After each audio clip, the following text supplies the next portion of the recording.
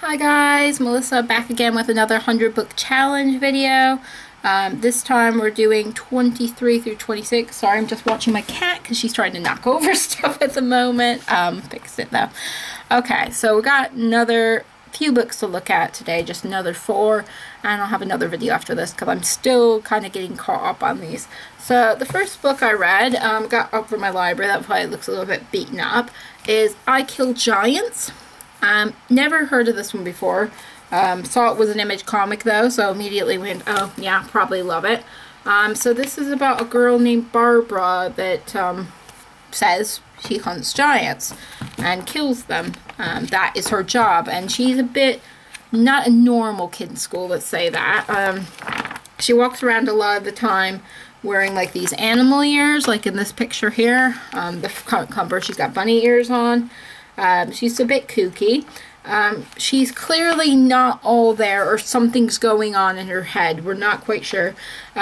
Most of this focuses on her getting bullied by the kids at school, having to talk to the shrink at school, constantly getting in trouble, and making a new friend that lives next door to her.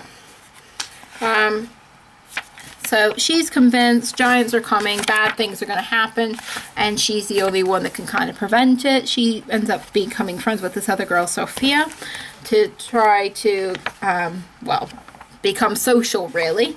And she ends up getting beaten up by these bullies that call her crazy, and it's a bit horrible. We learn later on, and this is the twist of the book, really, because I was getting actually bored with the whole giant thing, that her sister's taking care of them, and her mother is sick with cancer at the moment. So it's not a real, well, it kind of is a real giant in her imagination, but it's not a real giant she's trying to kill. It's the giant that's killing her mother. But we do actually see the giants with a giant titan, which she says are difficult to defeat, but she ends up defeating anyway, and we've got this whole section with her defeating the giant, which we assume is in her imagination, but we're not sure because her friend backs up her story, so maybe it really happened. We're not quite sure about that. It's an odd book. It was a really, really odd book, and I wasn't sure, I'm still not sure if I liked it. I wouldn't give it a high rating. I did struggle a bit through it, especially halfway through before I knew about the mother with cancer thing. I didn't care too much about this character, so I'd give it, and I'm being really realistic here, a 1 out of 5. I can't see myself reading it again. I really can't. And it was quite long to begin with. There were very few parts where I really, really enjoyed it, and there was like 1 or 2 moments, but I really, just not my type of book at all, unfortunately. And for an Image comic, that's very strange for me. So 1 out of 5, unfortunately. So that was I Kill Giants. Next 2 things I read, we'll do them together, might as well, was Unbeatable Squirrel Girl number 3 and number 4. I'm getting into Squirrel Girl, I really am, unfortunately. It's going to cost me lots of money, but I am getting into it. So Doreen, Squirrel Girl, still stuck in the 60s, having to fight Dr. Doom, her friend Nancy convincing Dr. Doom to go back in time to save them. I love the bits at the beginning with all these superheroes like, oh my god, it's Dr. Doom, I have to defeat him, Jubilee, and like, I can't remember who the other one was. I think it was like, yeah, the Punisher. And Doreen be like, it's just a cosplay, it's just a cosplay, don't worry about it. And it's like, okay, yeah, we're gonna believe it's just a cosplay. It's incredibly good cosplay. And also Doreen telling off the other people for inventing things in the 1960s that shouldn't exist yet. So don't make things that shouldn't exist yet just to make money off them.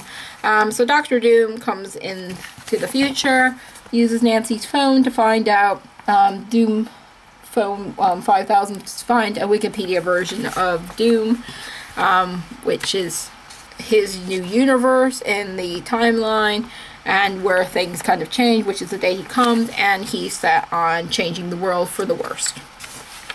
So we get this desolate wasteland at the end of number 3 showing us this. Then we go on to the next issue, and we continue on with the same storyline. I'm guessing there's going to be one more issue in this storyline, it seems. So a desolate world, New York Public Library with Doom statues on it. not a very nice world to live in, and we're mostly trying to figure out a way to steal Doom's time machine. There is a bit I absolutely laughed out loud at, where she throws her squirrel called Tippy, and it says, Chapter 1 of Squirrel Girl's Guide to Solving Problems, titled, Well, Have You Tried Throwing a Squirrel at It? This made me love the comic, actually. I really, really like it. I love the sense of humor of this comic, even though I don't love the drawing style that much. The sense of humor is totally my sense of humor. So we get through here. She's fighting Dr. Doom, gonna defeat him, not doing very well at it, trying to get the time machine, not doing very well.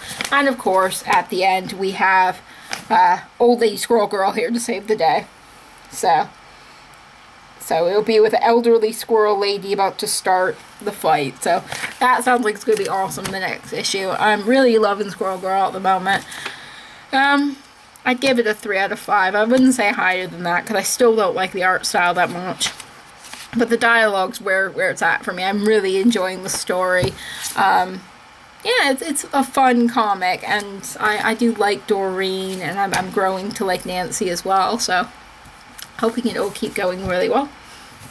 And the last one I got for you guys is Paper Girls number 5, which is the end of the arc, and we're going to be waiting ages for the next Paper Girls. It doesn't come out until June. Seriously? Why? Why do you need such a long break, Brian? Okay, Vaughn. Seriously. So we're starting to get some answers. So our main character, Aaron, is injured, being healed by bugs, by two teenagers from the future. So we're still kind of fighting off things. There's this evil guy. Looks a little bit like Grateful Deadhead, wearing an Apple Records shirt that seems to be in charge of the whole thing. And we get this shocking moment at the very end of the comic where they find Aaron in like the spaceship thing, and they're trying to get away, and they get sent back in time, well, forward in time actually, not back in time, and they run into future Aaron. So we definitely have time travel going on. Still not sure about aliens, but there's definitely time travel going on. And I love the touch that she's, has an iPod. You can see it's a white cord with an iPod in it, and the whole thing's been about Apple. I'm not sure if this is some kind of statement about Apple or what's going on with Paper Girls, but I'm loving it. I can't believe I gotta wait till June for the next issue. I really can't believe that, and it's always the problem with Saga as well, that you have these long waits for things. I'm glad The Walking Dead does not do that. Please do not ever do that to me, Kirkman, please. Okay, so for this one, I read I Kill Giants, 2 issues of Squirrel Girl, and Paper Girls number 5. So that was another 100 Book Challenge video. If you'd like to keep seeing these, please subscribe to my channel below.